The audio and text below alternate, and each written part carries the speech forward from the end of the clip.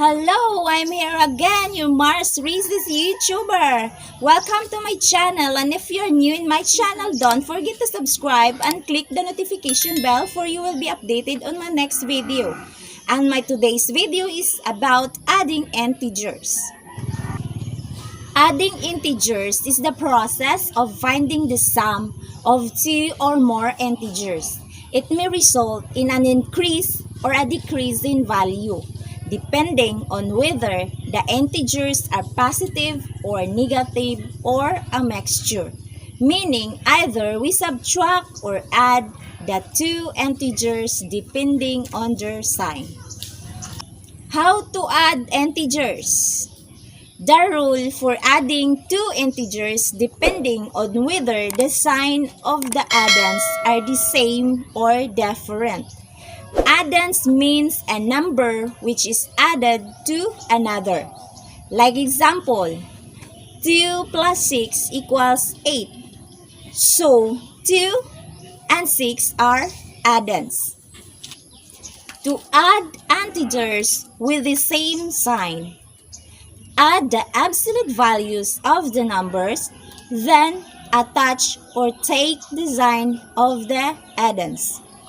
To add integers with different signs, find the absolute values of the numbers, subtract the smaller absolute value from the larger absolute value, then attach or take the sign of the addend with the largest value.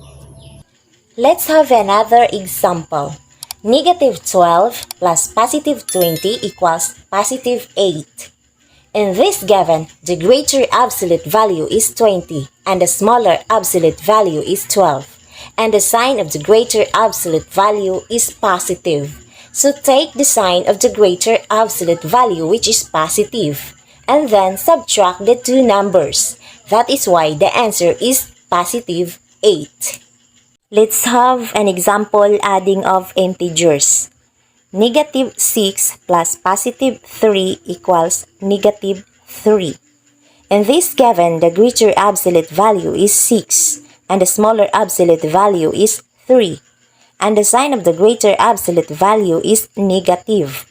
So take the sign of the greater absolute value, which is negative, and then subtract the two numbers. That is why the answer is negative 3.